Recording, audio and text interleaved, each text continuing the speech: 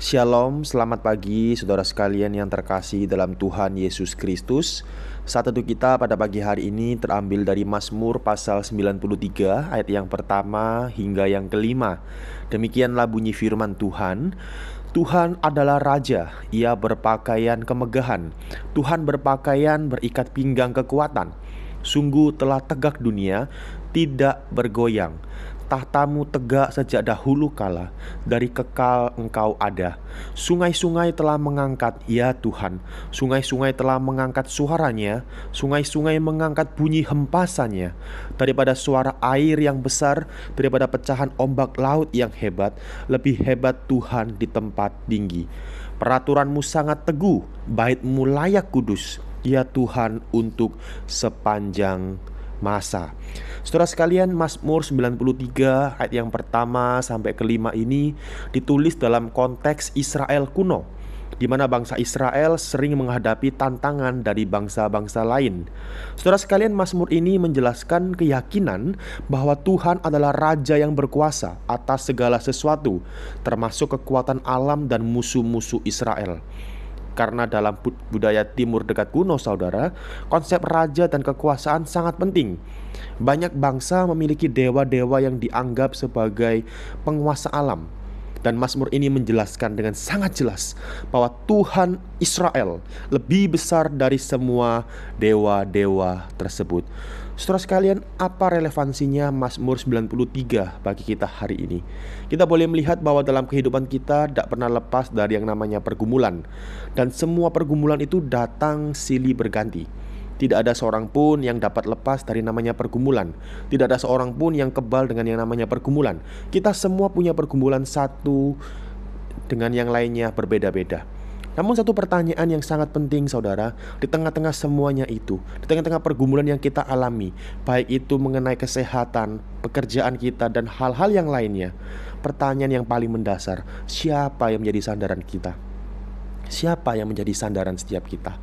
Allah Sang Raja yang kekal, ataukah yang lain yang menjadi sandaran kita?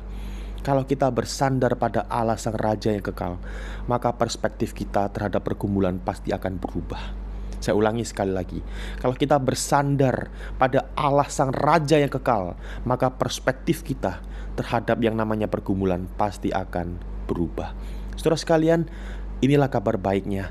Allah Sang Raja yang kekal itu bukanlah sebuah konsep yang jauh, bukanlah sebuah konsep yang abstrak, bukanlah sebuah konsep yang tidak jelas. Tetapi Allah Sang Raja yang kekal itu menyatakan dirinya secara nyata di dalam Yesus Kristus. Di dalam Kristus kita melihat Raja yang berkuasa, namun juga Raja yang dekat, yang mengasihi, yang rela datang ke dunia, menderita dan mati bagi setiap kita. Karena itu saudara sekalian, bagi setiap kita hari ini sebagai orang yang percaya kepada Kristus, kita diingatkan bahwa Raja yang berkuasa itu berjalan bersama kita setiap hari. Raja yang berkuasa itu ada senantiasa bersama-sama dengan kita setiap hari.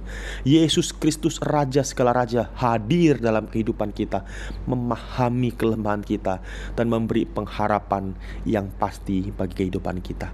Karena itu saudara sekalian, di tengah pergumulan yang kita hadapi, di tengah-tengah segala macam ketakutan-ketakutan yang kita hadapi, di tengah segala macam hal-hal yang kita nggak tahu apa yang terjadi, marilah kita menjalani hari ini dengan satu keyakinan bahwa Kristus Sang Raja itu hadir bersama-sama dengan kita. Dia ada selalu dengan kita, dan Dia tidak pernah meninggalkan kita. Dia adalah Raja yang memerintah dulu, sekarang, dan sampai selama-lamanya. Dan biarlah Dia juga adalah Raja yang senantiasa memerintah hidup kita. Di tengah-tengah pergumulan yang kita alami, biarlah hidup kita senantiasa dipimpin oleh Sang Raja yang hidup itu. Ialah Kristus Yesus. Mari sama-sama kita berdoa. Tuhan Raja yang berkuasa dan kekal, kami bersyukur karena Engkau memerintah atas seluruh kehidupan kami. Di tengah pergumulan dan ketidakpastian hidup, ajar kami ya Tuhan, untuk selalu bersandar kepadamu, bukan pada kekuatan kami, bukan pada hal-hal yang bisa kami pegang, namun hanya bersandar kepada Engkau, Sang Raja yang berkuasa itu. Terima kasih karena di dalam Yesus Kristus kami mengenal Raja yang dekat, yang mengasihi dan berjalan dengan kami setiap hari.